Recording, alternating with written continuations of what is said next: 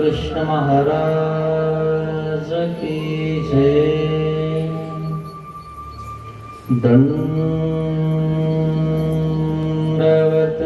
हो।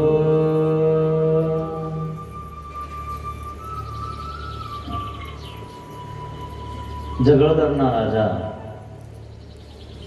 हा राजा श्री गोविंद प्रभू महाराजांना खूप काही दान देत होता। तो राजाचा आहे, त्याला काही कमी आहे। तो कधी कोणती वस्तू पाठवायचा, गायी पण पाठवायचा। देवांना दुधासाठी दुभत्या गायी तर जगळदारना राजा पाठवत होता। मग त्या गायी आटल्या की पुन्हा दुसऱ्या गायी यायच्या। असं बरेच वर्ष चाललं। मग बरंचसं दान यायला लागलं, सगळं व्यवस्थित। पण झालं काय, लोकांना देखवतच नाही। दुसऱ्याने जर कोणाला काही दिलं की दुसऱ्याच्या डोळ्यात सलतं, याचं काही जातं नाही, काहीच तरी सलतं। काय लोक काही कळत नाही, याच्या घरचं तर कधी काही देत नाही आणि दुसऱ्यालाही देऊ देत नाही। देवासोबत लोकांनी असं केलं तर आमच्या तुमच्या सोबत तर तसंही करतील ते। तेव्हा ते लय झालं का लगे याला तुम्ही लागले पळायला तिकडं, असंही होतं। मग ते जगळदारना राजाला कोणीतरी कानात सांगितलं, अहो म्हणे काय तुम्ही एवढं दान देता आणि ते काही श्री गोविंद प्रभू महाराज खातात काय म्हणे, देवाजवळ जाऊ बी देत नाही आणि इकडेच खातात दुसरेच। मग आता श्री गोविंद प्रभू महाराजांच्या विषयी त्यांची श्रद्धा होते, भाव होता। परंतु म्हणजे तिथं सगळे भक्त आहेत म्हणे देवाचे, नागदेव, माईंभट्टव, मायसा, मागे सगळे आहेत म्हणे तिथं। ते देवाकडे जाऊच दे ना म्हणे, इकडेच खाऊन घेतात आणि तुम्ही सगळं देवासाठी देता, यांनी आधी देवाला द्यायला पाहिजे ना म्हणे। मग जगळदारना राजाने बुद्धी कमी केली, श्रद्धा कमी केली। मग धीरे धीरे त्यांनी देणंही बंद करून टाकलं। ज्यांनी सांगितलं तो परतारच झाला, तो नरकाला जाणार, त्याच्याकडनं तर काही देणं झालं नाही। देवाच्या ठिकाणी भजन घडत होतं, सेवेला काही पदार्थ उपयोगाला जात होते त्या राजाचे, ते मधल्या माणसाने जाऊ नाही दिले। म्हणून मधल्या माणसापासून सावध राहत जा। आपल्याला दोन कान दिलेत ना, एका कानाने ऐकत जा आणि काय योग्य आहे काय अयोग्य आहे, आपलं मन काय म्हणतं त्या हिसाबाने चलत जा। लोकांचं ऐकून चलत जाऊ नका, नुकसान होईल तुमचं। लोक स्वार्थीपर आहेत, जीवही स्वार्थपर आहे। पण जेव्हा शास्त्राचा अभ्यास झाला, सत्संगामध्ये गेला आला, तर त्याला थोडासा कोमट होतो आणि काय करावं आणि काय नाही हे कळतं। नाही तर एखाद्याने आपल्याला कानात सांगितलं की आपल्याला काहीच कळत नाही, लगेच आपण त्याच्याकडे कान करून घेतो आणि त्याच ऐकायला लागतो, असा प्रकार होऊन जातो। आणि म्हणून आमच्या देवाने सांगितलं, आचार्य नरक, जो योग्य रस्ता दाखवणार नाही, जो रस्ता आहे त्या रस्त्याने नेणार नाही, दुसऱ्या रस्त्याने भटकवणार, काही सांगणार, त्याला नरक होणार। देवाचं वचन आहे, आचार्य नरक। पोरा जेव्हा विज्ञान देऊ नये, देवाने विज्ञान पोरांना का दिलं नाही? देव देऊ शकत होते विज्ञान पण आम्हाला। आता विद्या दिली ना, ब्रह्मविद्या दिली ना, विज्ञान पण दिलं असतं।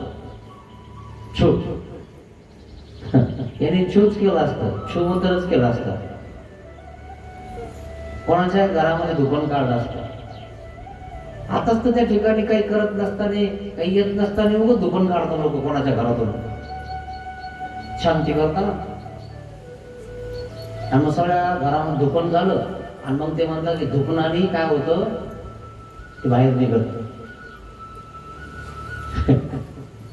असे। आणि मंत्र असते, शक्ती असते, विज्ञान असतं, तर भस्म केलं असते कोणाला पण. मग याचं ब्रह्मविद्या देव प्राप्त करायचं बाजूलाच राहिलं असतं आणि त्याने हेच चालू केलं असतं, भस्म भस्म भस्म. त्या होलिका सारखं, होलिकाला नाही का ब्रह्माचं वरदान होतं, मी अग्नी जळणार नाही. देव म्हणले तुझ्यासाठी, लोकांच्या जनहितासाठी हे तुला दिलेलं आहे. त्या ब्रह्मदेवाने सांगितलं. हिरण्यकश्यपची बहीण ती काय म्हणे, हे पोरग म्हणे तुला देव म्हणत नाही का, मी याला जळून टाकते म्हणे, जळून टाकते. आणि तो प्रल्हाद विष्णूचा भक्त, एकनिष्ठ भक्ती करायचा विष्णूची. आणि विष्णू हिरण्यकश्यपचा दुश्मन. ते म्हणे बघ विष्णू विष्णू माझ्या पुढे कोणी नाही, मीच देव आहे. तुम्ही बाप आहे म्हणे, देव नाही.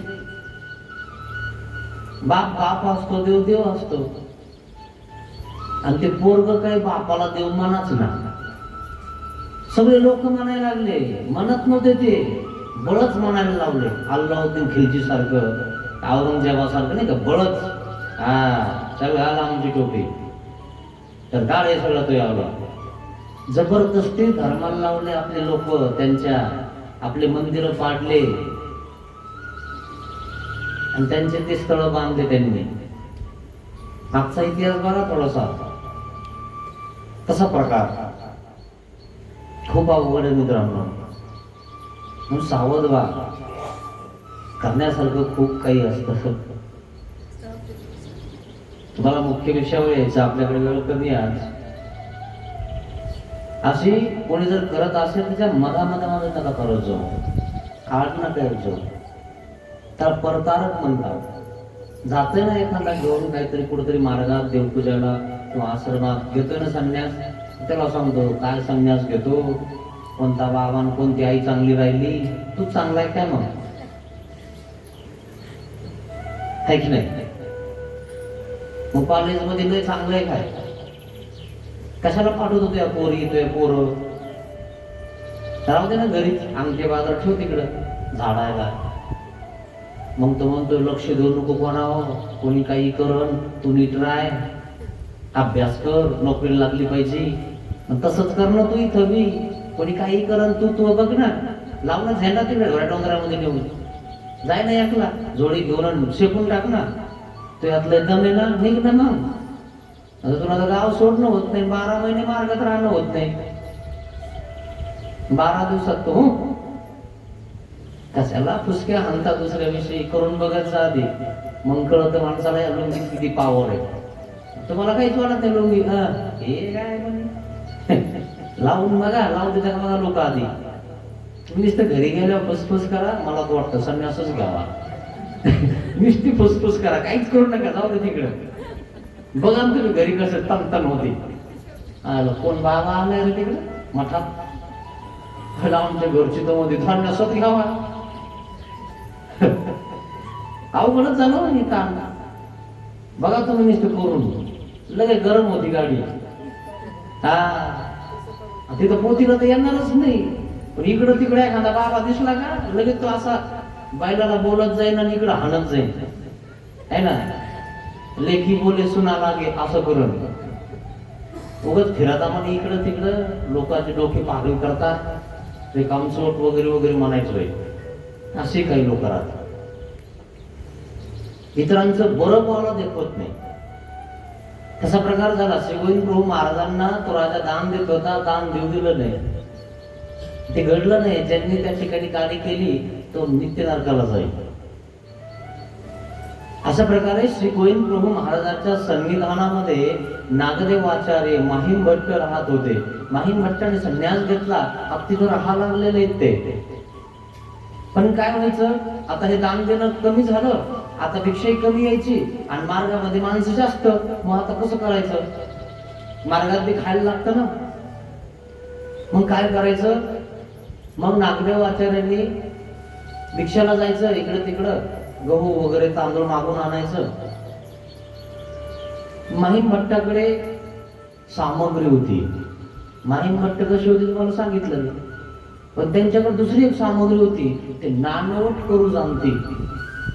सोन्याचा व्यापार ते करू शकत होते, ते सगळे पदार्थ तयार करू शकत होते, असे होते. मग त्यांनी काय केलं, नानवट तयार करायचं सुरुवात केली. कोणाच्या पोती ओळून द्यायच्या, कोणाला हे करून द्यायचं, मग त्याचा मोबदला घ्यायचा आणि मार्गाला लावायचा. मार्गासाठी आपल्याकडे सगळी सामुग्री त्या ठिकाणी उपयोगाला लावली. पण काय झालं, हे करून सुद्धा मार्गाला त्या ठिकाणी पुरेपूर व्यवस्थित काही भेटत नव्हतं. कारण लोक पसा देत होते आणि नागदेव आचार्य वगैरे मागून आणायचे, बरेच सण होते.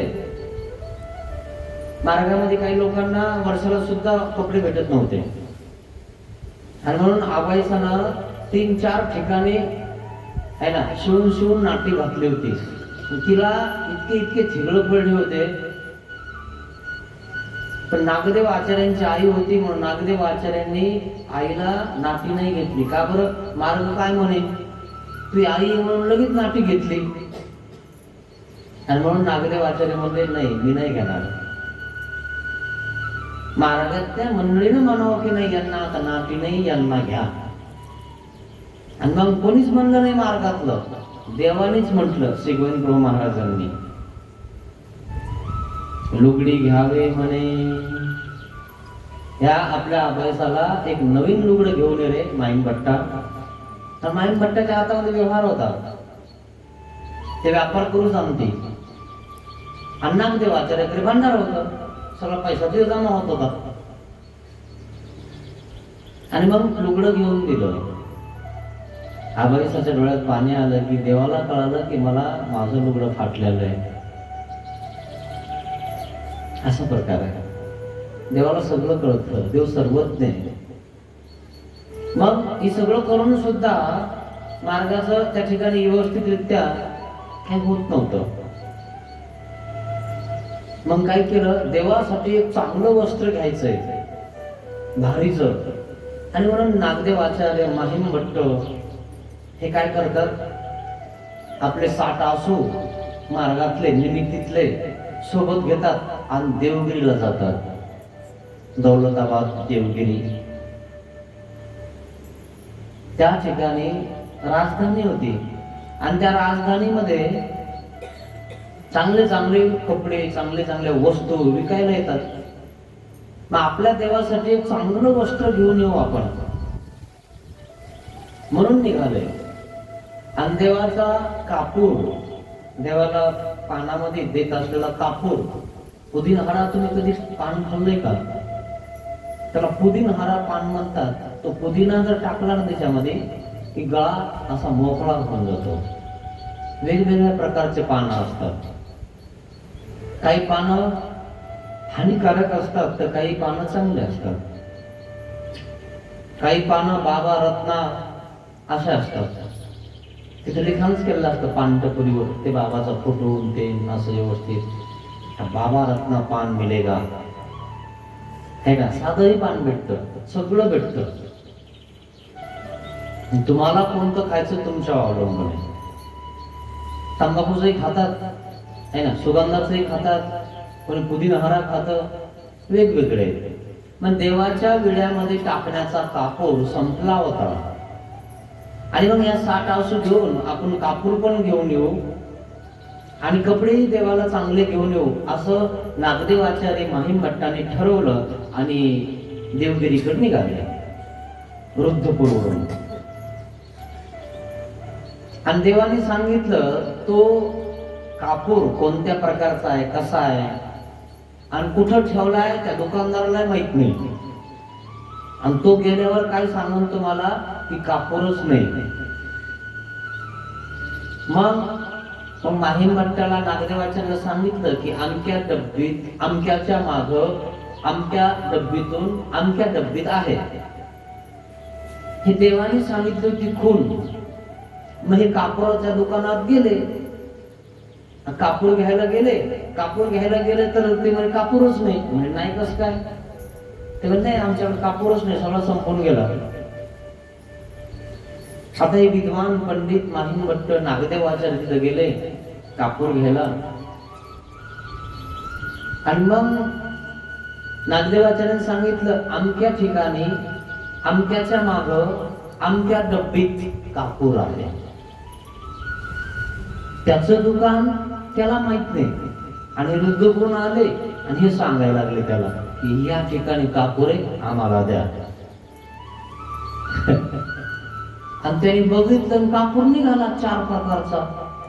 अरे बापरे म्हणे हे तर कमालच झाली, एक दैवी रूपाचीच लोक आहे म्हणे सगळे.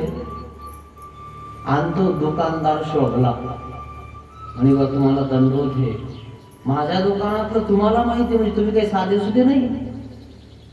म्हणजे कोणासाठी इतका महत्वाचा कापूर न्यायचा आहे जे मलाही त्याचं नाव माहित नाही, ते तुमच्या देवाने तुम्हाला सांगितलं आणि आमचे श्री गोविंद प्रभू महाराज आहेत त्यांच्यासाठी न्यायचं आहे. हो का, ठीक आहे, आता आमच्या इथं जेवण करा. ठेवणे आम्ही असं जेवत नाही कारण आता हे साधू भिक्षा मागून खाणार आहे, त्याचं कशाला खातील. मग ते म्हणे जेवत नाही ना, मग आम्ही कापूर देत नाही. आता अवघड झालं की नाही. आणि देवासाठी कापूर न्यायचा आहे. नागदेव आचार्य माईन भट्ट थोडेसे बाजूला आले, विचार करायला लागले कसं करावं. जर आपण याच्या घरी जेवलो नाही तर हा काही कापूर देणार नाही आणि देवासाठी तर आपण कापूर घ्यायला आलो.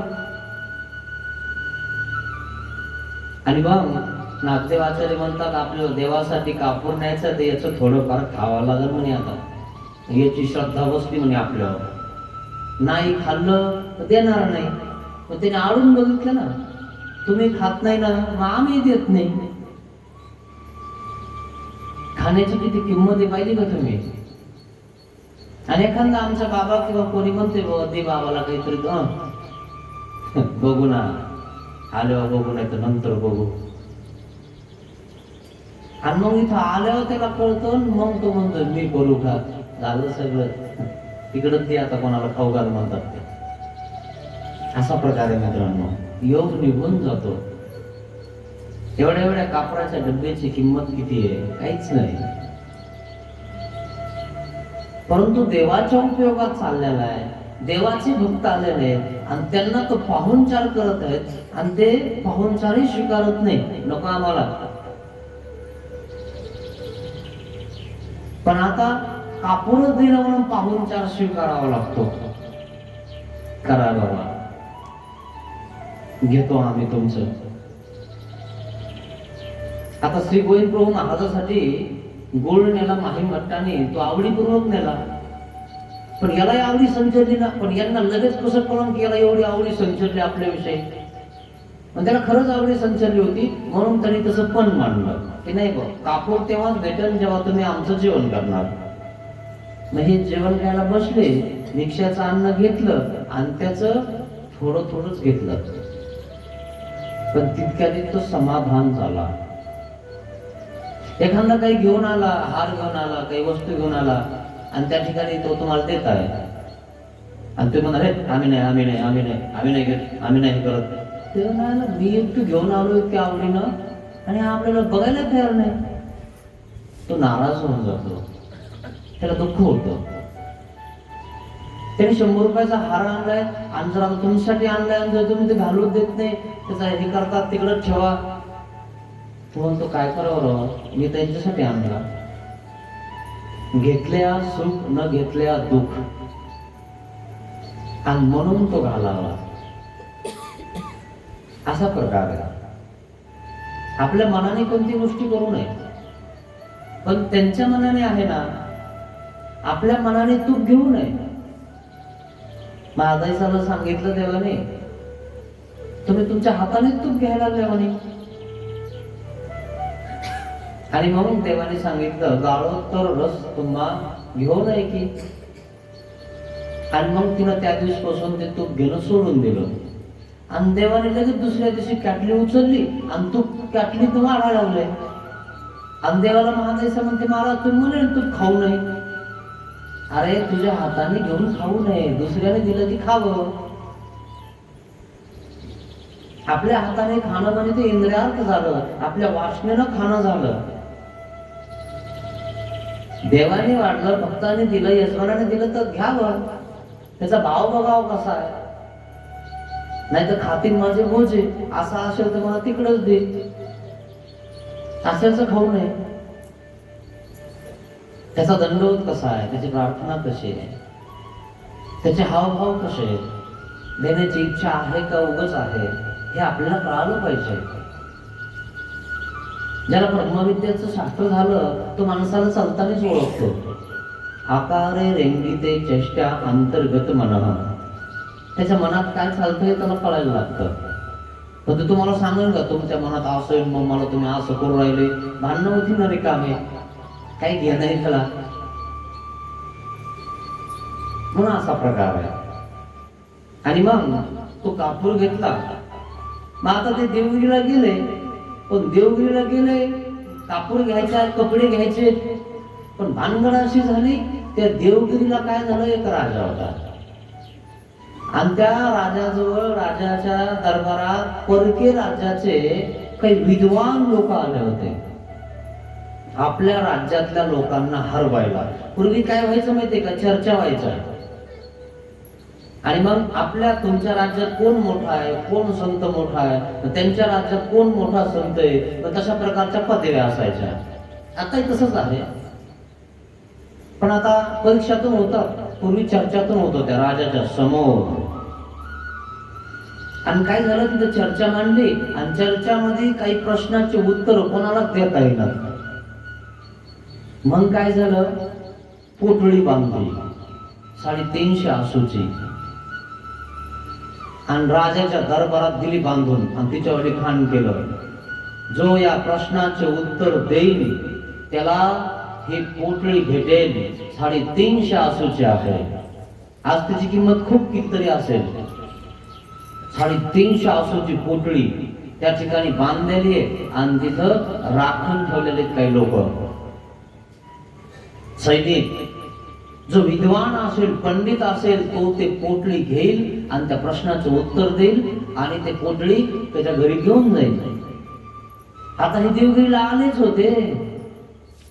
आता राजाच्या दरबारातून चालले नागदेव आचार्य माईम भट्ट.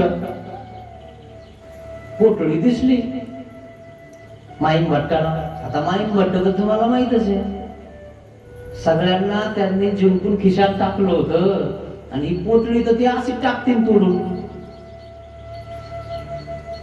माईम भट्टाने बघितलं, नागदेवाचार्याला सांगितलं, म्हणे इथं पोटळी बांधलेले 350 आसूची आणि आपले 60 आसू कशाला खर्च करायचे, देवाच्या उपयोगात जातील म्हणे, असेच राहू द्या मार्गाचे. मी मग काय करतो, ही पोटळी तोडून घेतो आणि यांना उत्तर देतो. कारण अशा लय जणाला उत्तर दिले म्हणे मी, खिशात बांधलेले, पायात बांधले होते म्हणे मी सगळं गंगातीर आणि तुमच्या देवाकडे गेलो होतो पण देवानेच बांधलं मला पायात, म्हणून देवाचा भक्त झालो म्हणे मी. आणि म्हणून ती कथा तुम्हाला सांगणार आहे. ती कशी आहे मग, पुरुषार्थ गमनी माहिम भट्टी. पुरुषार्थ पोटळी बांधलेली आहे त्या राजाच्या दरबारामध्ये. कोणताही राजा व कोणताही विद्वान ती पोटळी तोडू शकत नाही, अशी पोटळी आहे. तिच्यामध्ये 350 आसू आहेत. सगळे येणारे जाणारे बघतात त्या पोटळीमध्ये राजाने बांधलेली ती पोटळी आहे. 350 आसूची आहे. नागदेव आचार्य आणि माहिम भट्ट देवगिरीला आले, देवाला कपडे घ्यायचे, 60 आसू त्यांच्याकडे आहेत. आणि मग बघितली पोटळी, तिथं सैनिक आहेत, तलवार घेऊन उभा राहिलेले आहेत. बघितले माहिम भट्टाने आणि सांगत आहेत आपल्या नागदेव आचार्याला, ही पोटळी 350 आसूची आहे. जर ही पोटळी तोडली, याचे जर उत्तर दिले तर हे पैसे आपले होऊ शकतात, आपण देवाच्या उपयोगात लावू. आपली सामग्री देवाच्या उपयोगाला लावली पाहिजे मित्रांनो. आपल्याजवळ जे काही सामग्री असेल ना, काय करते, देवाच्या उपयोगाला लावायची. आणि मग माहिम भट्ट नागदेवाचार्याला म्हणतात, एक वेळ भट्टी माई भट्टी गोसाव्यांच्या भांडारीची 60 आसू घेतली आहे. 60 आसू हातात घेतलेले आहेत, निघलेले आहेत. त्या गाठी बांधून गाठी बांधल्या. पूर्वी काही नव्हतं, नंतर नंतर पिशव्या निघाल्या, कमरामध्ये असायच्या, पिशीत पिशवी असायची ती. 5-7 घरं तिला, इकून एक तिकून एक, इकून एक इकून एक. आजीलाच माहित कशात काय ठेवले है ना. ह्याच्यात पान, त्याच्यात कात, ह्याच्यात चिल्लर, याच्यात नोटा, याच्यात 500च्या, याच्यात 1000च्या. पोरग मागं लागत, गाडी गाडी घ्यायची. आजी 2 रुपये देणार, ती म्हणती पैसेच नाही, त्या पिशवीत आहेत ना. मग ती म्हणती बघ त्या पिशवीत असेल तर घे. गेला की त्या ठिकाणी काय सापडतं? सुपारी, पानं, कात, पैसेच सापडणार. वाजायचं लागले, पण कशात ठेवले सापडत नाही. पाहिजे तुम्ही कधी पिशवी असेल? हा, कमराला असायच्या आजीच्या. असे पिशवीत पिशवी असते. अशा पिशव्या नंतर निघाल्या. मग गोसाव्यान कारणे काही ऊच वस्तू घ्यावे कारणे ऋतुपूर्वून कटक देवगिरीसी गेले. कटक देवगिरीला गेले. ते 60 आसू घेऊन पोहोचले. चौथीत रायाच्या पुरोहिता आणि विद्वांसा शास्त्र जिज्ञासा मग रायाच्या पुरोहिताने संदेह पडला. आणि शास्त्रकारांनी, विद्वान लोकांनी एकमेकांमध्ये चर्चा केलेली आहे. आणि मग काही प्रश्नांचं उत्तर भेटत नाही, आणि म्हणून पोटळी बांधली 350 आसूची. मग कोणती तनू, 10वी तनू कशी निर्वाच करायची, कसं उत्तर सांगायचं हे कोणालाच कळना. मग कोणी विद्वान असेल तर सांगेल, आणि म्हणून पोटळी बांधलेली आहे. आउटा म्हणजे 350 आसूची पोटळी बांधलेली आहे. काय म्हटलं? तिच्यावर लिखाण केलं, ज्याला जाणीव असेल त्याने ही पोटळी तोडावी, आणि जर अशी तोडली तर त्याला बंदी केल्या जाईल. हात लावायचा नाही पोटळीला. 350 आसू तिच्यात आहेत. तलवार घेऊन काही सैनिक आहेत. ज्याचा दम असेल ना त्यांनी तोडायची, नाही तर कोणी उठलं पोटळी तोडणं. मी सांगतो, सांगता नाही आलं की आतमध्ये जावं लागेल. कोणी तोडत नव्हतं, त्याच्यात दम आहे ते तोडत होतं. सगळ्यांना दम दाखवून उरले होते माहीम भट्ट, आणि देवाला दाखवायला गेले होते. आणि देवाने बांधले श्रीचरणा, आणि म्हणून देवाचे शिष्य झाले. कोण? माहीम भट्ट. आणि त्यांना ती पोटळी दिसते. अर शिकार आहे म्हणे आता. आणि त्यांना तर असं चर्चा करायची नाही सवय. यांना तर पहिलं आठवलं, अरे म्हणे हे तर आपलंच आहे, आता हे जाऊ द्यायचं नाही आपल्या हातातून. कारण ज्याला जे असतं का ते करावं वाटतं. आणि ते गुरुमी पुन्हा सावध झाली. हा, एक पोटळी तर अशी तोडू म्हणे आपण. माईन भट्टाचं ज्ञान जागृत झालं. मग पाक पोटळी बांधलेली आहे त्या वेशीवर, पण तो संदेह कोणाकडनं निवर्तला जात नाहीये. आणि अशा उसरी हे नागदेव आचार्य आणि माहीम भट्ट हे त्या ठिकाणी पोहोचले. आणि कटकामध्ये एकच चर्चा, 350 आसूची पोटळी राजाच्या वेशीला बांधलेली आहे. कोण तोडील काय माहिती, इतके पैसा. आणि हे दोघं तिथं पोहोचले. मग आणि माहीम भट्टाने बघितलं, अरे याच्यावर तर नाव लिखाण केलंय. जो विद्वान असेल, जो आमच्या प्रश्नाचे उत्तर देईल, त्याने ही पोटळी तोडावी आणि त्यालाच घेऊन जावे. पण याच्या आधी आम्हाला प्रश्न करावे आणि त्या प्रश्नाचे उत्तर आम्हाला द्यावे. माहीम भट्टाला कोणत्याही प्रश्नाचं उत्तर येत होतं. 18 पुराण, 6 शास्त्र, 4 वेदामध्ये ते पारंगत होते. कित्येक जणाला त्यांनी यामध्ये हरवलं होतं.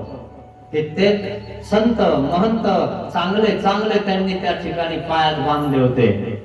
असे माहीम भट्ट होते. आणि त्यांच्याकडे देवाचा व्यापार आला, आणि देवाकडे पैसा कमी आहे मार्ग मंडळीला चालवण्यासाठी. आणि योगायोग असा आला की 350 आसूची पोटळी बांधलेली आहे राजाच्या राजधानीमध्ये. पाहिले माहीम भट्टाने, म्हणजे मार्गाच्या उपयोगाला लावू एवढे पैसे आपण कशाला जाऊ द्यायच्या हातातून.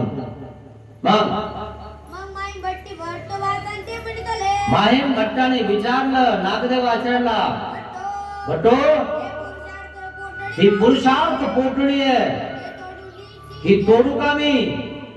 हिच्यामध्ये पुरुषार्थ आहे. भांडारीची या आसू कावे देवाचे भांडारातले आसू हे 60 आसू लगेच खर्च होतील. 350 आसू भेटतील आपल्याला. आयसे आपला पुरुषार्थ थोडासा दाखवू. आपली सामग्री उपयोगानवचे ऐसे काही असे, आपली सामग्री जर असली ना तर मार्गाच्या उपयोगाला लावली पाहिजे, देवाच्या उपयोगाला लावली पाहिजे. आपली सामग्री आपण घरी उपयोगाला लावतो, घरच्यासाठी दारच्यासाठी आहे ना. थोडस जर आपल्याला काही येत असेल तर त्या ठिकाणी कमवतो आणि आपल्या घरच्यांना देतो. तिच्यात 10-5 रुपये कोणाला देत नाही. आपण करतो कधी अन्नदान, दान धर्म, कधी काही देवाला धर्माला जातो. 1 लाखातून वर्षातून 10,000 रुपये खर्च करावे. 10% हे देवाचा हिस्सा असतो. कोण करतं 1 लाखातले 10,000 रुपये खर्च? करत नाही. ज्याला 10 लाख रुपये उत्पन्न तो 1 लाख रुपये खर्च करतो का? बिलकुल नाही. 1-2 हजार रुपये खर्च करायचे दुकान होतो. शास्त्र काय बोलतंय, तुम्ही काय करताय? इकून तिकून जर म्हणलं नाही करून घ्या तुम्ही, एवढं तुम्हाला काय कमी आहे, हो हो मी दिसलो काय तुला गावात, असं म्हणायला बसले लोक. दुसरे नाही का कोणी तुला? माझ्याकडे चलत हो. जातात नाही लोक कधी कधी सप्त्यावाले वगैरे वर्गणी मागायला. नाही जरा साहेब तुमच्या वगैरे लय होतं म्हणून म्हणलं. इकडे बघ दुसरा कोणी असे म्हणतात घरी गेलं की चुपचाप घे त्याच्या इतकं मायावं लगे म्हणे. त्याला काय कमी दिली मग त्याचं बघ आता आधी डायरी पाहता लोक. त्याने किती दिलं, याला काय कमी रे म्हणे. 500 टाकले, मला म्हणतो 2,000 ते बरं पडून द्यायचं. त्याला काही कमी गेली का म्हणतात. लोक दुसऱ्याला बघून देतात, त्याच्या मनातून नाही. दुसऱ्याला बघून काही घेणं आपल्याला, दुसऱ्याला देऊ नाही तर नाही देऊ, आपल्याला काय करायचं आपण करावं, आहे की नाही? पण तसं नाही. आणि म्हणून सामग्री उपयोगाला लावली माहीम भट्टाने. तोडू का पोटळी? पुरुषार्थ पोटळी आहे ती. बघ आयसे माई भट्ट भट्टवासन ते पुतिले विचारलं माहीम भट्टाने नागदेवाचार्यांना. भट्टवासी मांडिले आणि म्हणे आता नागदेवाचार्यांना वाटलं खरंच आपल्या मार्गामध्ये जशी तंगाई आहे आणि मार्गाच्या उपयोगाला चाललंय हे धन, आणि काय नाही 2-4 प्रश्नाचे उत्तर द्यायचे. आणि आता डाव्या हाताचं काम आहे माहीम भट्टाचं. माहीम भट्ट जाईल आणि 2-4 प्रश्नाचं उत्तर देऊन येईल. की 350 आसूची पोटळी तोडली, तोडून लगेच नागदेवाचार्याच्या झोळीत टाकली. आणि नागदेवाचार्य निघाले आणि हे लागले चर्चा करायला. मग मग महाद्वारी पोटडी बांधली होती ते भट माई भट्ट जाऊनी माई भट्टी पोटडी तोडली. आणि मग नागदेवाचार्य माहीम भट्ट त्या महाद्वारामध्ये त्या वेशीला टांगलेले ती पोटळी तोडायला गेले. तिथं सैनिक होते तलवार घेऊन. माहीम भट्टाने त्या सैनिकाला वगैरे नाही घाबरले, सरळ जाऊन पोटळी तोडले, नागदेवाचार्याच्या झोळीत टाकले. आपली झालेली आता ही. कारण माहीम भट्टाला तितका आत्मविश्वास होता, या प्रश्नाचे उत्तर मी देऊ शकतो, म्हणून तोडले. मग भट्टवासांच्या ओटी घातली ओटीमध्ये. तो चेत राखणाईत होते. आणि तिथं राखण करणारे तलवार घेऊन सैनिक लोक लगेच जमा झाले. कोण रे म्हणे तुम्ही, कस काय तोडली है ना? आणि 1-2घांनी सांगितलं, लगेच त्यांना घेरलं. घेरल्यानंतर 2घांनी जाऊन सांगितलं की कोणीतरी पोटळी तोडलेली आहे. मग एक धावत पुरोहितापाशी सांगून लगेच राजाच्या दरबारामध्ये एक जण सांगायला गेला, सैनिक धावत पडत. तोपर्यंत तलवार लावलेली तिथं, हालायचं नाही थोड. पोटळी तोडली ना, या प्रश्नाचं उत्तर द्यायचं. अरे तोडली कशासाठी? प्रश्नाचं उत्तर देण्यासाठी तोडली. आम्हाला माहिती तिच्यावर नाव लिखाण केलंय, पुरुषार्थ पोटळी येते, तो पुरुषार्थ आहे म्हणून आम्ही तोडली. त्या प्रश्नाचे उत्तर द्यायला आम्ही तयार आहोत. बोलवा तुमच्या राजाला, नाही तर घेऊन चला आम्हाला राजाकडे. आणि म्हणून एक जण सांगायला गेला राजाच्या दरबारात. मग तेही म्हणतले काय म्हटलं? एकाने आणि तेही पोटळी तोडली. सांगितलं. राजाच्या दरबारामध्ये सगळे बसलेले विद्वान पंडित त्या ठिकाणी, राजा सिंहासनावर बसलेला आहे. आणि मग सांगितलं, राजन पुरोहित एक जण आलाय आणि एक त्याचा गुरु, आणि त्या दोघांनी मिळून ती पुरुषार्थ पोटली तोडलेली आहे. मग पुरोहित पुसिले त्या पुरोहिताने, त्या पंडिताने, त्या विद्वानाने विचारलं ते दिसायला कसे दिसतात? ते कैसे असती त्या गोरे पाहिजे काय तुला, का काळे पाहिजे? तुला काय करायचं? ते गोरे असू, काळे असू, कसे असू? तुझ्या प्रश्नाचं उत्तर नाही झालं ना. कशाला विचारतो तू कसे? हे तिथं बसणारे त्यांच्या वेशभूषावर जातात, है ना? त्याच्या गळ्यात दोरा आहे का नाही, है ना? त्याला शेती आहे का नाही? आमच्या सारखाच आहे का? तुझ्यासारखा नसला, तुझ्यापेक्षा हुशार असला तर काय बिघडलं? तू कुलकर्णी म्हणून तूच हुशार आहे काय? कुलकर्णी पेक्षाही जर हुशार असेल तर तू हा कुलकर्णी आहे. पण हे कुलकर्णीवर जाऊच देत नाही ना. आज म्हणून तर राज्य केले आतापर्यंत आपल्यावर. हेच तर कळत नाही तुम्हाला. येडं ठेवलं तुम्हाला. कशामुळे ठेवलं? येड्या लोकांवर राज्य करता येतं. तुम्ही तसेच बसत आपलं. शिकायचं म्हणलं की नाही मला काही येतंय, मग ज्याला येतं त्याच्या पाया पड, आहे की नाही? जास्त नाव माहिती का तुम्हाला? पूर्वी कोणालाच वाचता येत नव्हतं, कुलकर्णीलाच वाचता येत होतं. लाकडं फोडायला केअर पाहिजे होता, कळतं का तुम्हाला? लाकडं फोडायला काही कार्यक्रम असेल, काही असेल तर तो कुऱ्हाड घेऊन यायचा, लाकडं फोडून द्यायचा, आणि त्याची माय मेली आणि पत्र आलं. पत्र कोणालाच वाचता येईना. मग कोणाला वाचता येतं? कुलकर्णीला. गेला घेऊन त्याच्याकडं, आणि त्याच्यात लाकडं फोडायचे होते, आणि तिच्यात लिखाण केलं होतं, तुझी आई मेली, आज अंतिम संस्कार आहे.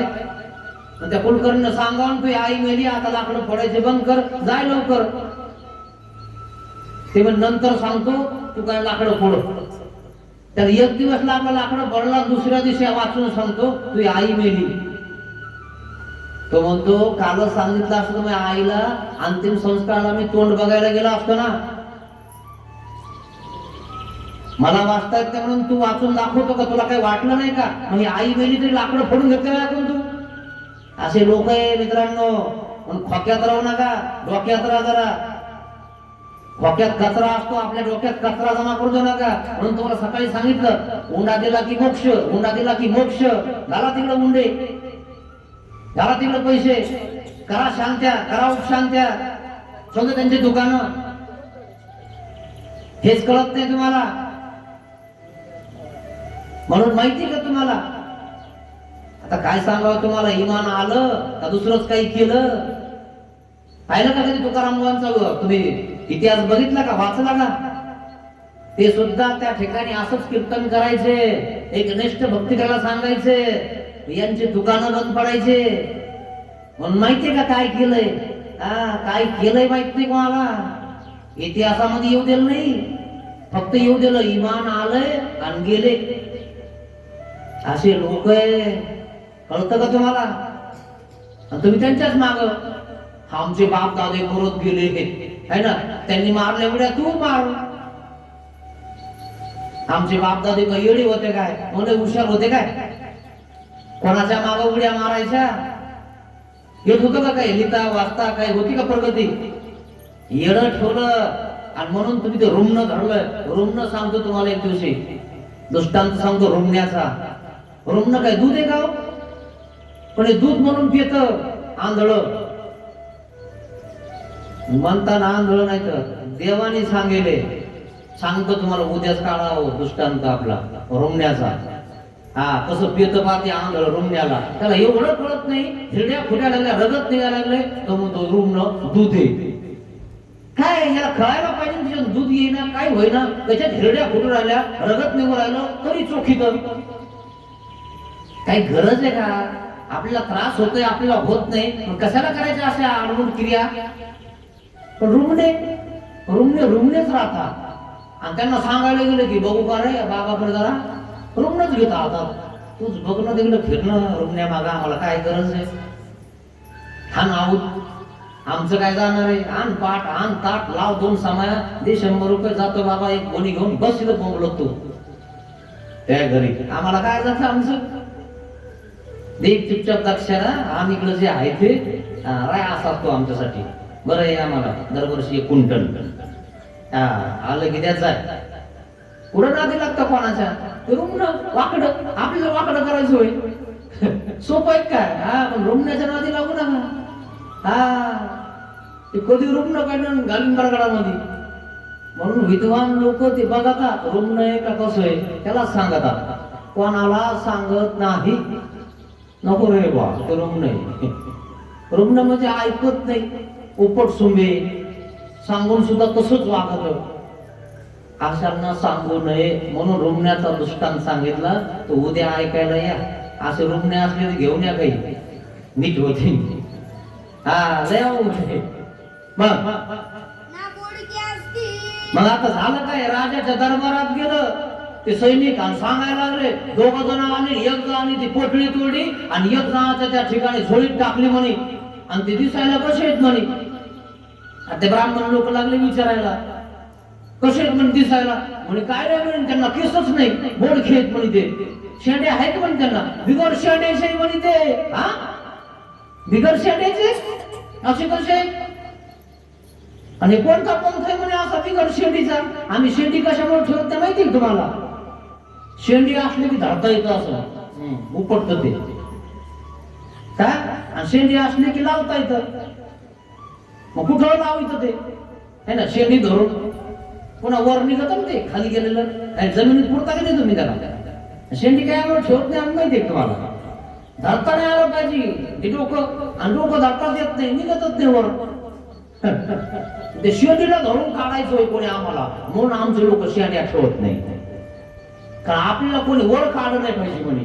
एकदा आपण गेलो का देवाकडे पुन्हा वापस नाही आलो पाहिजे आहे ना.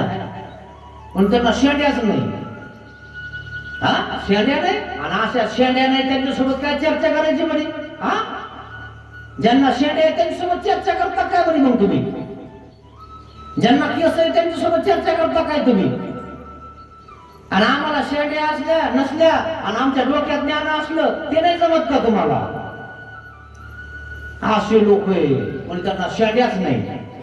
मग तरी त्याचे मायसे म्हणा. आणि मग तुम्ही सांगितलं त्या विद्वानाने तुम्हा बोडकी अरे तुम्हाला शेंड्या नाही म्हणे तुमच्या सोबत आम्ही चर्चा करत नाही. आता माहीत म्हटलं आम्हाला शेंड्या नाही. आधी मला एवढी शेंडी होती म्हणे. देवाच्या शिरशाला टाकली कापून दिली देवाला. तुम्ही फक्त 10 दिवसाला देता सगळ्या. आम्हाला 1-2 देईना केस. आणि आता एक केस नाही. माईन भाटाच्या डोक्यावर नागदेवाच्या डोक्यावर आणि तिथं केसावरच निघालो. केसावर काय भेटतं? गुड्डी कबाल. काय भेटतं माहिती ना तुम्हाला? ते आई केस विसरतील त्या देवळीत घालून त्या इटाच्या खिंडीमध्ये घालून ठेवती. आणि आम्ही काय करायचो? कोणाच्या दिवळ्या बघायच्या आणि खिंडी बघायच्या.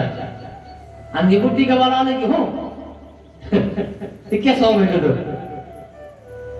माईन भट्ट म्हणले तुम्हाला केसावालाच पाहिजे काय? डोक्यावाला नाही पाहिजे? तुमच्यासोबत आम्ही चर्चा करत नाही. कोणासोबत करता? मग ती एवढी सांगितले. पुन्हा येऊन सांगितलंय बघा म्हणे तुम्हाला शेंड्या नाहीये आम्ही तुमच्यासोबत चर्चा करणार नाही. मग मांगोलाकडे पुरोहित आला. आला पुरोहित दुसरा आला. त्यामध्ये एक म्हणितले आणि त्याने एक जणांनी काय म्हटलं? केस नाही. तुम्हाला केस नाही म्हणे तुमच्यासोबत आम्ही चर्चा करत नाही. हा तर माय भट्टी म्हणितले माई म्हटलं म्हणले आम्हाला केस नाही. मग जे शरीर विकतात ज्या वेश्या आहेत त्यांना केस आहे त्यांच्यासोबत जाऊन चर्चा करा. जा ना मग त्यांच्यासोबत तिथे जाऊन चर्चा करा. मग तुमची ब्राह्मणकी त्या ठिकाणी कुलकर्णकी लय मोठी होईल जरा. ज्या बायांना केस आहे त्यांच्यावर जाऊन चर्चा करा. त्याला बांधली पोटळी इथं आणि वेशीला बांधली पुन्हा. तुम्हाला लाज नाही वाटली काही बांधताना इथं? पुरुषार्थ पोटळी त्याच्यात दम आहे त्याच्याकडे विद्वान आहे त्याने तोडावी. मयात आहे ती दम म्हणून मी तोडली ती. आणि तू म्हणतो आम्हाला केस नाही. केसासोबत आणि त्या विद्वानासोबत काय संबंध आहे रे तुझा? माहीम भट्ट बोलायला लागले. माहीम भट्ट तर आधीच भारी होते. आता तर तिच्यामध्ये ब्रह्मविद्या शास्त्र भेटले. आता तर प्रश्नच नाही. आता तर किती येऊ दे ना असे तेल पाणी बाबा माहिती तुम्हाला तेल पाणी बाबा असता काही कळतं ना तुम्हाला? एक तेल पाणी बाबा निघाला वाजलं मनमाडकडं, तुम्ही गेला असताना कधी तेल आणि पाणी लावा अंगाला? आहे का माहित तुम्हाला? नाही माहिती? जरा मागची जा, जरा 20-25 वर्षाच्या माग एक तेल पाणी बाबा निघाला होता. बिमार झालं आणि काही झालं तर तेल पाणी बाबाकडे जा आणि तेल आणि पाणी लावा, तुमची सगळी बिमारी नीट होईल आणि तुम्हाला जे टाकायचे ते बकेटीत टाका. सगळे लोक तेल आणि पाणी घेऊन हो बाबाच्या माग आणि बाबा दिसायला तयार नाही, इतकी गर्दी, आणि इकडं तेल आणि पाणी लावून घेऊन राहिले. आणि 3 दिवस राहायचं, 4 घरी यायचं आणि घरी आल्यावर मला फरक पडा बाई, ही लगेच दुसऱ्या दिवशी तिथं तेल पाणी बाबाकडे. हे असे तेल पाणी बाबा बरेच आहेत. आपल्याला तेच कळत नाही कोणता बाबा बघावा, तेल पाणी बघावा का कोणता बघावा. आपल्याला जास्त करून तेल पाणीच भेटतात. खूप लोक त्याच्या माग, आणि आमच्यासारखं भेटलं का त्या बाबाचं काय म्हणेन, त्याला काय कळत आहे ना. आणि त्या बाबाला येते का म्हणे शांती गिंती करताना, ते म्हणतो काय करायची गरज नाही, त्याला येतच नाही म्हणून म्हणतो म्हणे ते. बसा बोंबलत, आम्हाला लावलं तेल आणि पाणी, गेला दुसरा तेल पाणी घेऊन, आम्ही लावलं बोंबलायला इथं. बेजा आमच्यासारखे हात पाहणारे हुशार. हा हा हा हा 500 दिले त्याला. नुसतं बघितला की 2 रेषा असले की तुमच्या दोघांचं जमत नाही म्हणे, 1 रेष वाकडी आहे, तुमचा नवरा वाकडाच चालतो ना तुमच्या सोबत. खरंच म्हणे बाबा, तुम्ही म्हणता तसंच. आमचं त्यांचं कधीच जमत नाही म्हणे, आणि जमत कोणाचं काही ना काहीतरी होतच राहतं, पण इथं जास्त होत होतं. आणि बाबाने तिला सांगून म्हणे बाबाला सगळं कळतं, आतलं कळतं, बाहेरचं कळतं, मनातलं कळतं. लगे बाबाला सगळं दिलं सांगून, पुन्हा दक्षिणाही दिली 500 रुपये. दुसऱ्याला 4 चौकाला सांगितलं बाबा बघून घ्या म्हणे, बाबाला लय कळतं. अशी लोक आहे तेल पाणी बाबाच्या मागे पळणारे. मग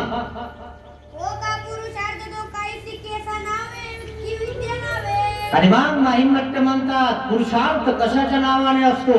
केसाच्या का विद्वानाच्या नावाने असतो? मग जर केसावाल्यासोबत बोलायचं असेल तर पन्नांगणा, त्यांना केस आहे, त्या गल्लीत जाऊन त्यांच्यासोबत चर्चा करा बरं या विद्वान पंडितांना. आणि जर तुम्हाला शेंड्यावाल्यासोबत बोलायचं असेल ना, तर राणा असतो, पुजारी असतो, आणि त्या पुजाऱ्याचे पोरांना शेंड्या असतात आणि त्या राणाला पण असतात. त्यांच्यासोबत जाऊन चर्चा करा म्हणा त्या विद्वान पंडितांना. या मग जरा बाहेर इकडं. आणि शिखा सूत्र्यावाल्यासोबत जर बोलायचं असेल, गुरुवाला बोला. काही गुरु लोक असतात, त्यांना पण शेंडे असतात, त्यांच्यासोबत चर्चा करा ना. मग कशाला बांधली तरी पोटळी 350 आसूची, जो तोडील तो घेईल. कशाला बांधायची होती इथं? त्यांच्याकडे जायचं होतं ना, त्यांना केस होते, त्याला बांधले नाही तर. असे माहीत मोठं सरळ बोलले, राजाच्या दरबारात बोलले. राजाला सुद्धा गुरु शिकू शकतो इतकी ताकद त्या गुरुत असते, पण राजाच्या दरबारात तलवारी घेऊन उभा असल्यावर सुद्धा तो माहीत बोलतो. तो असा नाही कच्चा पक्का. इजाळलेले आंबे नाही खाल्लेले त्यांनी. अभ्यास तसा करेले. महाराष्ट्रात आल्यावर सगळ्याला फिरवलेलं आहे, देवाला फिरवत होता. आणि आता देवाचा शिष्य झाला, देवाचं पुन्हा ज्ञान केला. आणि अशांना तुम्ही सांगताय की असा वाल्यासोबत चर्चा करतो. असे माईन भट्ट होते मित्रांनो. लागले बोलायला राजाच्या दरबारामध्ये. घाबरत नव्हते ते, राजाला सुद्धा पाठ शिकवायला लागले. मग जा मग ज्यांना ज्यांना केस आहे त्यांना देऊन टाका म्हणे 350 आसूची पोटळी, आणि त्यांच्यासोबत चर्चा करा. नाहीतर मग तुमच्या दम असेल ना, सूर्य नाव माहीम भट्टाशी चर्चा करा.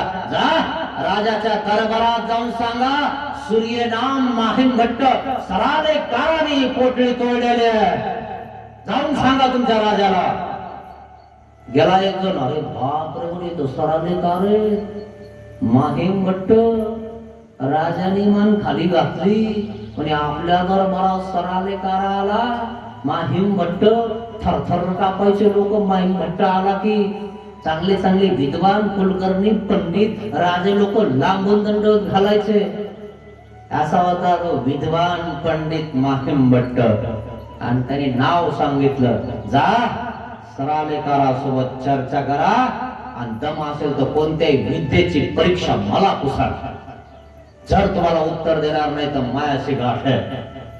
माईन भट्टाने राजकारभारामध्ये त्या ठिकाणी सांगितलं, 350 आसूची पोटळी तोडी नागदेव आचार्यांच्या झोळीत टाकली. एकदा झोळीत टाकलेली पोटळी आम्ही वापस देत नाही. या चर्चा करायला बाहेर मग ना जरी विद्येशी बोला जरी विद्वांचा नावे सूर्य भगवान माय बोला माहिम भट्टाशी बोला.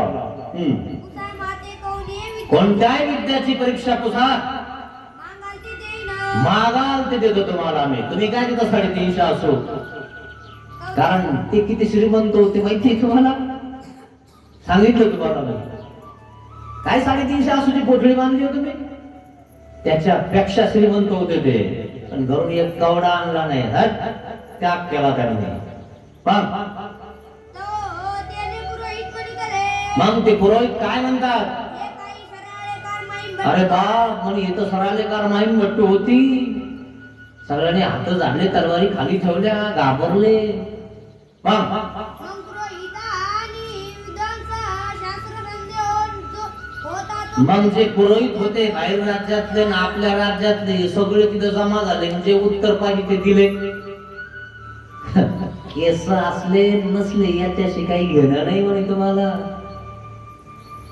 मग केसावर लक्ष नका देऊ. लोक केसावरच लक्ष देतात, कसा भांगेन कसा नाही. काय भांग पाडते. आम्ही बोडके असलो तरी तितकी चर्चा करायची ताकद असते. मग निवृत्तर केले निरुत्तर करून टाकलं. संध्या निवृत्ती झाली संध्या निवृत्ती झाली. अंती माई भट्टाची जेत दुट्टी वाहिली मग झेट दुटी जय पत्र दिलं, लिखाण करून दिलं राजाने. माहिम भट्ट सरालेकार महाराष्ट्रामध्ये विद्वान पंडित जाणणारे प्रमाणपत्र दिलं, जे पत्र दिले जय पत्र दिलं, जिंकले हे. पंतवे उनी उठिले निघाले आणि मग सभेतून उठाले, 350 आसूची पोटळी घेतली, निघाले. भानगड अशी झाली, देवगिरीच्या जवळ सराला गाव जवळ त्याच्या बाईला कळालं. आणि बाई आधीच तर बघत होती, म्हणे नवरा कुठे गेला. आणि तो रुद्रपूरला गेला, घरी आलाच नाही देवाला हरवायला गेला तर. आणि तिला कळालं, म्हणे माहिम भट्ट आले. राजाच्या दरबारातली खबर लगेच खेड्यापाड्याने पोहोचते. लगेच कळालं, म्हणे इथं आलाय माहिम भट्ट. आणि इथं चर्चा केली आणि 350 आसूची पोटळी तोडली. हिनं लगे भाऊ चुलते हे सगळे भावकी दिवकी सगळे जमा केली त्या बाईला. आलाय म्हणे तो इथं, तुम्ही लवकर चला म्हणे. हा कसा घरी येत नाही, कसे अर्धे पैसे देत नाही, बघते त्याच्याकडे. कारण त्याला पत्नी आहे ना, लय अवघड. एकदा गाड्या बांधल्यावर सुटणं का सोपं आहे काय? हा ते लोड नाही. असा प्रकार झाला माईन भट्टाचा. पण माईन भट्ट नाही हुशार. आधीच कोणाजवळ दिली ती पोटळी? गुरुजवळ, म्हणजे नागदेव आचार्याजवळ. आम्ही जवळ काही नाही बुवा. बघा मग पुढची कथा बघा. संबंधागमनी पुरुषार्थ व्यवस्था कथन संबंधागमनी, संबंधी म्हणजे सराल्याला बातमी पसरली आणि बाईला कळालं. मग माई भट्टाची ब्राह्मणी देमाईशे आणि तिचं नाव द्या माईसा. तिला कळालं की बा आपल्या पतीनं 350 आसूची पोटळी तोडली, तिच्या अर्धा हक्क आपलाय. आणि जर नाही दिला हक्क तर त्याला म्हणायचं घरी चल, हे काढून टाक सगळे. आहे ना, कशाला बाबा झाला तू, एवढं मोठा असताना कायला गेला तू, असं जाऊ देत नाही कोणी. तुम्हाला वाटतं काय लय सोपं आहे, नुसतं नाटक करा म्हणलं त्याच्यामुळे तुम्हाला. हा होतंय का बघा. आणि तुम्ही जर नाटकही केलं का, दाखवू का तुला, लगेच सुरू होईल घरी. हा संन्यास घेते तू, कोण तुला संन्यास देते बघतो मी. इथून सुरू होतं माहिती तुम्हाला. मग ते तर माई भट्टा ते आले काही कोणी भावावाते संगाते घेऊन कटक देवगिरीशी आली. आले नाही, 4-5 भाऊ, चुलत भाऊ, मामा, आत्या, पण सगळे घेऊन आले. 50 लोक ती बाई आता इतक्या दिवसांनी सापडतच नव्हता आणि आता इकडून तिकडून सापडला, त्याला जाऊ द्यायचं काय? आता सगळ्या पाहुण्यात घ्यायचं याला. आणि सगळे पाहुणे जमा केले, आले ना हे आणि लय उभा राहिले. सापडला का नाही तू? कुठं गेला तर इतक्या दिवस? मग ते दारवंटा राखते होती. दर्जातच बसले होते, इकडून येते म्हणे ती पोटली घेऊन. आणि तिला तिला बातमी समजली, दर्जातच उभा राहिली पत्नी माई म्हणतात. मग तो पहिला डगलोनी माई भट्टाले. आणि तितक्यात माई भट्ट आले. तिथून जावं लागत ना, मग आले. ते आते त्या माणसाची भाऊ आहे म्हणजे त्याले. आणि त्या माणसाचे भाऊ 4-5 लगेच घडलं. दाजी मला अर्धा टाका इकडे. लडेरिंग करतात ते, लय अवघड, सोपं नाही एवढं. तिकडं का थोडस जर धक्का करावा का बहिणीला? येतोच उद्या दमदारा थोडं. इथून चालतं. सोपं वाटलं काय तुम्हाला? आणि मग हे सगळे तिथं उभा राहिलेले, कमराव हात देऊन. मग भट्टो उभे राहा. भट्टो उभे राहा, उभा राहा म्हणे, जाऊ नका इथून. अर्ध पुरुषार्थ पोटळी 350 आसूतले अर्धे असू तुमच्या ब्राह्मणीला द्या, कारण तुम्ही तिचा अर्धांग आहे, तिला अर्ध द्यावा लागल, नाही तर घरी चाला. आणि ते घरी येतील काय? देवाचं ज्ञान घेतलंय त्यांनी, त्याच्यासाठी घेतलं काय? मित्रांनो, तुम्ही फक्त घरी जाऊ नका, तुमच्याकडनं दैवी निर्माण होईल आणि तुमच्या शरीरातून चंदनाचा सुगंध येईल, पण आपली धमच निघत नाही. घर लगेच बघतो आपण. हे कपडे घातले का फक्त घरी जायचं नाही, तिथंच कसं होईना झोपून राहायचं, खळा पाणी का खाऊन. सुगंध येईल तुमच्या आला. लोक मध्ये राहिलं गेलं तर आलं नाही हो. मला तर वाटलं 2-3 महिन्यातच येईल रे, है ना. तंबाखू आहे, सुनाधी म्हणतात वाट्यावरचे लोक, सुनाधी घरी. मला वाटलं होतं म्हणे नाही टिकायचं, हा ना, पण 12 महिने झालं रे, अजून आलं नाही. फोन बिन करतं का नाही रे? कायचो फोन नाही, काय नाही. फोन लावायला गेलो तर कोणालाच फोन लागा ना. बाबाला लावला तर बाबा म्हणतो इकडे गेला तिकडे गेला. आयला म्हणजे जबरदस्त निघला ना नाही गडी आपला. ते वाट्यावरचे मित्र त्याचे गप्पा हाणतात. खायला म्हणजे खरंच गड्यांना मानावं लागेल बरं का त्याला. इथं तर लय फिरायचं म्हणे, असं तसं लय गप्पा आणायचं, इकडं तिकडं काही करायचं म्हणे. पण आता सगळं सोडा गड्या त्याने. त्याचे दुश्मन सुद्धा त्याचं नाव घ्यायला लागतात. अरे वा, मानलं राव त्याला आपण. गेला तर आला नाही. सुगंध गावामध्ये दरवतो माहिती का? आणि आपण लगेच गावात आलो ती दुर्गंधी संस्कृती. आलं काय? मी म्हणलो तुला नाही टिकायचं. त्या बाबा लोकांच्या इतक्या याच्यामध्ये टिकन काय असा प्रकार आहे मित्रांनो. आणि मग तिथून आले होते काय म्हणतात ते बाबा लोक साधे काय म्हणे, बाबा ती फुलके खाताना आम्हाला कोरके खाऊ घालता, आपण शिव करून खा पण तिथं, म्हणून आलो म्हणे. असा प्रकार आहे शिवाचा. तिथले पोरके खाऊन बघा कसे लागतात. तुला दम निघत नाही, नाती नाती खेळवायला आला. पण मनोनी माई भट्टाची पालवी धरोनी उभे केले. माई भट्टाला उभा केलं, दम धरा, हालायचं नाही म्हणे जाग्यावरून. तर माई भट्टी म्हणी तले. माई भट्ट काय म्हणतात? केले काय मिया. काय मी केलं आहे ना, मी पुरुषार्थ थोडंच केलाय म्हणे. मग कोणी केलाय? ते भट्टी केले. आमचे नागदेवाचार्य, त्यांनी तोडली म्हणे ती पोटळी, मी नाही केलं. पाहिलं का, पुरुषार्थ दाखवून सुद्धा घरी मी नाही बघायचं. आणि घरी आपली काहीच किंमत नसती. इकडे बाहेर आपण मोठे साहेब बी असलो का चुपचाप बसावं लागतं. वाढलंय खाऊन घ्या, नसेल खायचं का झोपून जा. आणि तिथं घंटी वाजवली की चहा येतो. साहेब गोल्डन आणतो फिका का डिकाशन. त्याला माहिती तिकडं आपली चलती, पण घरी चालत नाही. मग आणि भट आणि नागदेव आचार्य ते जोडीमध्ये घेऊन निघून गेले आणि माईन भट्टाजवळ काहीच नाही. आणि ते म्हणतात मी चर्चा केलीच नाही, आमच्या नागदेव आचार्यांनी केली.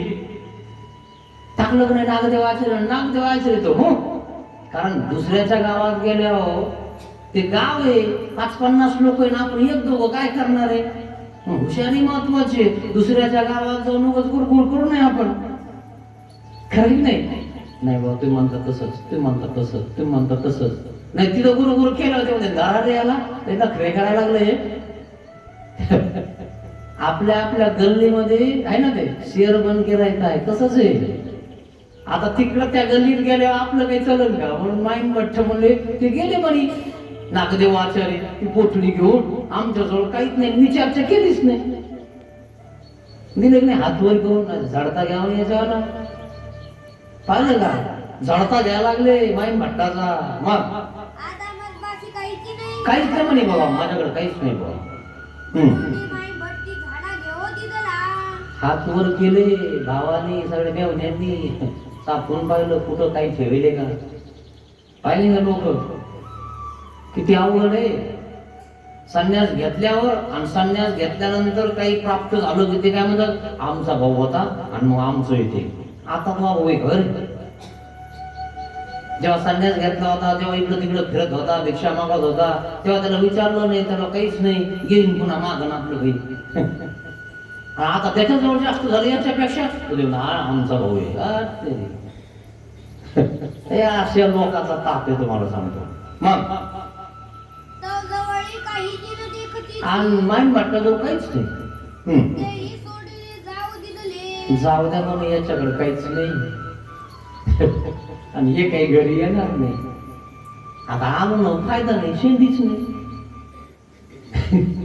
त्यांच्या शेंडीतल्या किंमत हा असा प्रकार आहे. आणि आता हे कपडे घातले देवाचे घातले, पुन्हा उतरा पुन्हा हे करा. लोक कठाळ्यात येत नाही.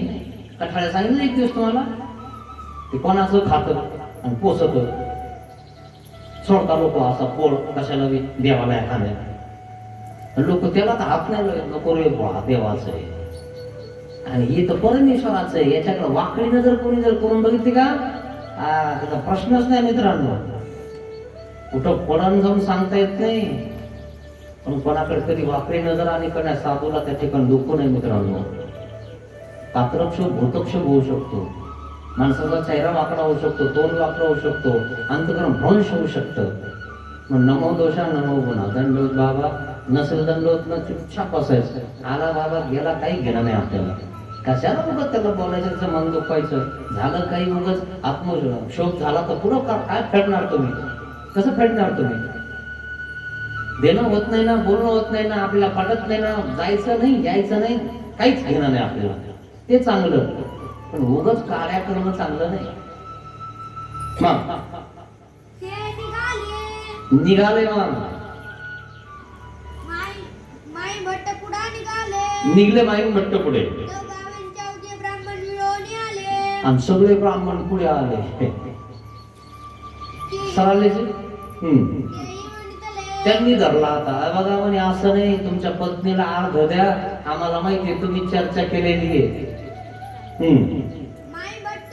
माईन भट्टो हा जो आहे ना जिंकलेला पुरुषार्थ, हा आपल्या पत्नीला आपल्या परिवाराला अर्धा द्या. अवघे वाटून खा म्हणे. आणि देवासाठी केलंय म्हणे, घरच्यासाठी नाही. जे घरच्यासाठी केलंय ना तिथं एक तुकडा नाही आणला म्हणे मी. इथून पुढचं आयुष्य देवाला दिलंय मी.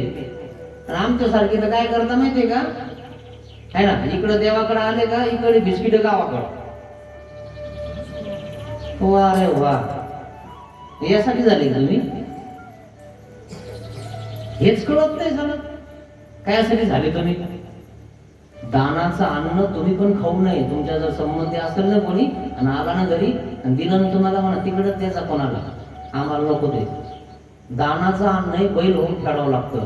तुम्हाला दिलं तुम्ही खात जा म्हणा, पण ते ममत्व आपल्या लेकराला तू इकडं घेऊन ये ना. ते काय अंतर दान दिलेलं उरल्या सोरल्याला. मग काय म्हणतात माईन भट्ट, ते आमचे गुरु ते आमची गुरु गिरे म्हणे घेऊन पोटली म्हणून तयाती ही झाडा तिथला घ्या म्हणे आपला झाडा. कसे धरता लोक पाहिले का? थोडस झालं काही जर आपल्या नाही झालं की लगेच टपाता लोक आहे ना. गोळ असलं की लगेच मुंग्या जमा होता. गोळ नाही काही नाही, कोणी येईना कोणी बघाना, आहे का मिळलं विचाराना. आणि थोडासा माल जमा झाला, नाही नाही आम्ही सेवा करून त्यांची. मग त्यांना कोण नाही, मग तर लहानी म्हणते माझ्यात राहा, मोठी म्हणते माझ्यात राहा. कशामुळं? माल उगच आहे काय? पण 10 एकर शेती खायला यंदा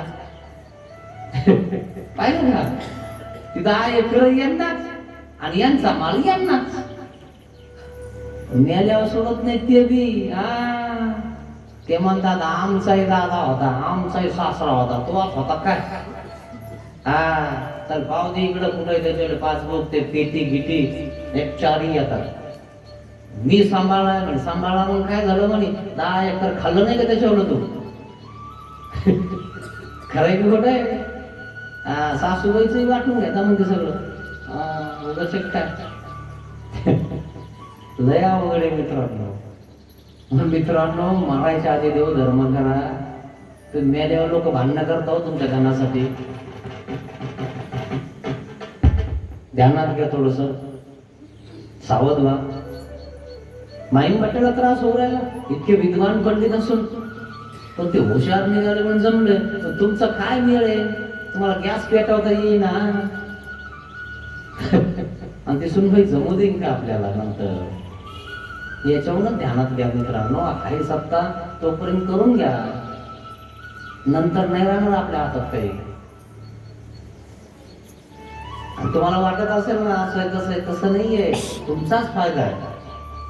ह्या 2 हाताने जे केलं ना तुम्ही सत्कर्म, हे सोबत येणार आहे मित्रांनो. असे माहीम भट्ट हुशार विद्वान पंडित त्यांनी संन्यास घेतला. आणि संन्यास घेतल्यावर देवाकडे सेवादास्य केलं. उर्वरित आयुष्य पूर्ण देवाच्या उपयोगी लावलं. आणि तुम्ही म्हणता ना आमची सेवा कोण करण? संन्यास घेतल्यावर मार्गात कोणी कोणाचं बघत नाही. देव धर्म कर, सगळे बघायला येतील तुला. इथं फक्त 4.5 रुपयाचा पुडाच घेऊन येतात. आमच्यात बघा कधी काय काय घेऊन येतात. साधू संतांना बिमार पडल्यावर आता 4.5 रुपयाचा पुड्यावर नसतो आम्ही. जरा बघत जा आल्यावर मार्गात वगैरे कधी चक्कर मारत जा. कोणता बाबा कोण्या बाबाला भेटायला लागला तर काय देतो. आणि मग तुम्हाला वाटतं काय बाबाचं थाटे. बाबाला थंडी आली तर बाबाला काय काजू काय बदाम बाबा काय थाट कपाट भरलंय बाबाचं. आपण घरी येऊन सांगत असतो. आणि आपल्याला भेटायला कोण येतं काय घेऊन येतं तुम्हाला माहितच आहे. काही सांगायची गरज नाही. इतका फरक आहे मित्रांनो. पण शेवटी तरी देवाचं होऊन जा. तुमची सेवा करते. ती कथा सांगायची राहिली आता माहीम भट्टाची, ती उद्या सांगतो. माहीम भट्ट शेवटी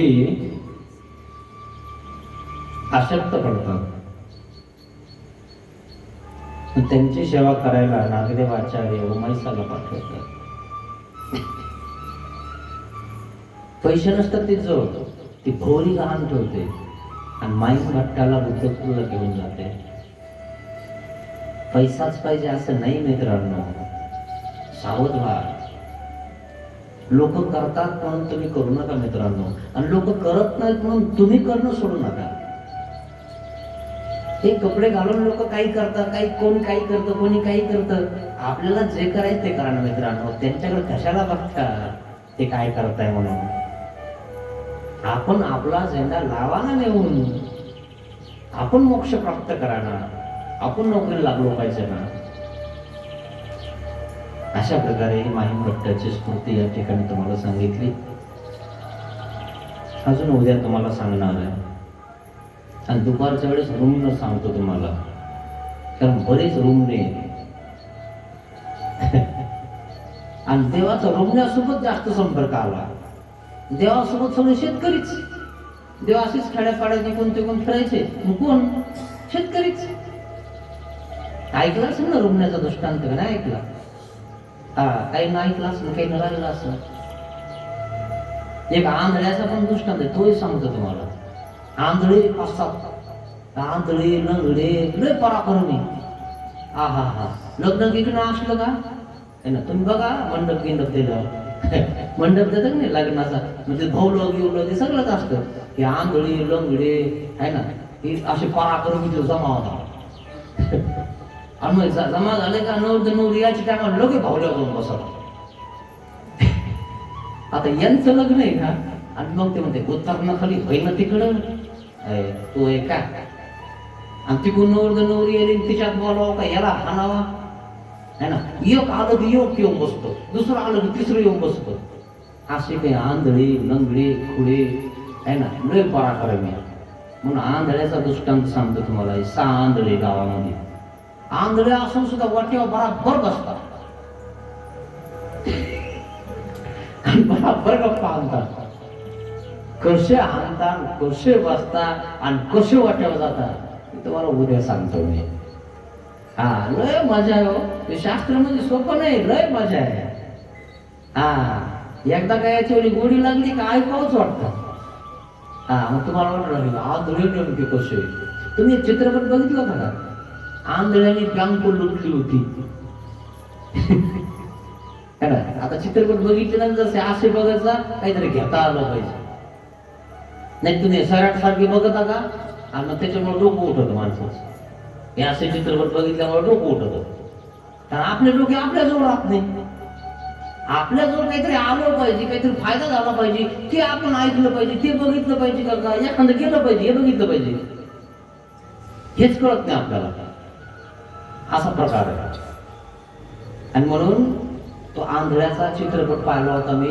ते 3 जण हिरो है ना, ते सर्प तिकीट काढतात आंधळे म्हणून, आणि ते आंधळेच असतात.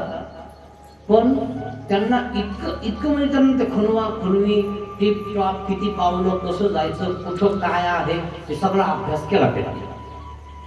मी त्यांचा अभ्यास नसतोच. आणि मग बँक लुटायला गेले, आणि बँक लुटली ना त्यांनी. आंधळे पण बँक लुटली. आणि मग गेले घरी, बँकेचे पैसे घरी ठेवले, पुरून ठेवले काही. आणि मग म्हणे तुम्ही लुटलीत काय बँक. म्हणजे कोण म्हणते ना, आम्हाला काय दिसतंय बघा ना म्हणे सर्प तिकीट. म्हणे घेतो आंधळे. आणि मग बँकेवाल्याला विचारलं, जे होते ते चोरणारे ते आंधळे होते का कसे होते. बिलकुल नाही म्हणे, ते आंधळे नव्हते म्हणे, बंदूक लावली होती म्हणे मला. अरे बापरे, आंधळे नव्हते. सण पळाले म्हणे बॅग भरून.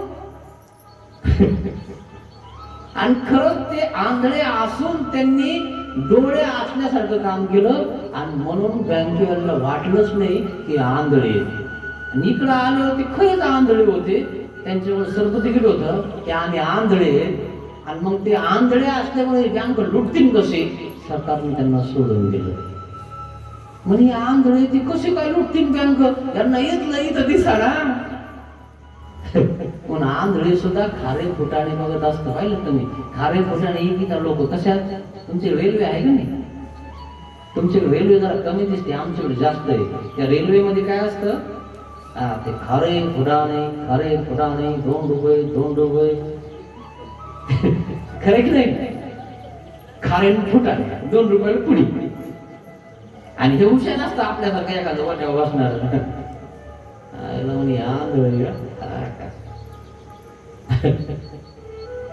ते 1 रुपया देत आणि म्हणतो 2 पुड्या द्या, 5-6 दिला ते चाफीत. खरं की नाही साहेब, मी आंधळा झालो म्हणून तुम्हाला असं वाटायला लागलं काय म्हणे. 5-6 आहे, 1चा देता, 2चा बी नाही, पुन्हा 2 पुड्या मागिता. आंधळ्याला तुम्ही 4-5 रुपये तसे द्यायला पाहिजे म्हणे, तुम्हीच आंधळ्याचं खायला लागलं काय म्हणे. आणि मला वाटलं तुला दिसत की नाही म्हणून म्हणलो. मला दिसतच नाही म्हणे साहेब, मी चापितो. आणि त्याने चापून सांगितलं हा 5चा नाही 1चा आहे, 2चा बी नाही. तर बघा कधी खारे फुटाणे घ्या आणि त्याला 2चा द्या, 1च पुडी देतो. हा ते म्हणतात हा बरोबर द्वंचाच आहे. ते शास्त्र अनुभव शास्त्र आहे मित्रांनो. खूप अनुभव घ्या आणि मग मानव व्हा. मी अनुभवानेच मानव झालो बरं. सगळ्याचा अनुभव घेतला, शेवटी म्हणलं आपण मानव व्हायलाच पाहिजे. अजून अनुभव येईल. आता तर इतका अनुभव आला विचारूच नका. रट्टे घट्टे पडली सगळी आहे ना. कोण काटा टोचला तरी आम्ही काय करत असतो, घट्ट्यावर टोचवा म्हणत असतो, म्हणजे टोचणार नाही. तर आम्हाला पहिलेच घट्टे पडले, त्यामुळं असं टोचा टोचीन काय म्हणून बाय म्हणून झालं ना, काही होत नाही आम्हाला. कारण 12 वर्ष घासेले गुरु जवळ. हा तिथं रट्टे घट्टे खाऊन आलेलो आहे. आणि मग इकडं किती लोक रट्टे घट्टे देणार आहे. आणि कुठपर्यंत शिकेले, 12वी 13वी MA BL DED मी सगळंच आहे हिच्यात. काय शिकवते नाही आपल्याला. इथं राजाला शिकवायचं ज्ञान आहे मित्रांनो. हा शिकवलं की नाही माईन भट्टाने राजाला. असा प्रकार मित्रांनो. जाऊ द्या, आज वेळ झाला, लाईनीने जसा आपला वेळ घेतला आहे की नाही. मला तर वाटलं आज गेलं. नवीन वर्षाचं काय होतं काय नाही म्हणलं, पण जमलं. नवीन वर्षाची चांगली सुरुवात झाली. हा काय सुरुवात झाली, ज्ञान महत्वाचं आहे. अशा प्रकारे आजची कथा या ठिकाणी संपलेली आहे. उद्या ज्यांचं गाडी पिढा हरण आणि उदक आहे त्यांनी दंडवत घालायचे आहे. श्री गोपाल कृष्ण महाराज की जय. टाळ्या वाजवा मित्रांनो.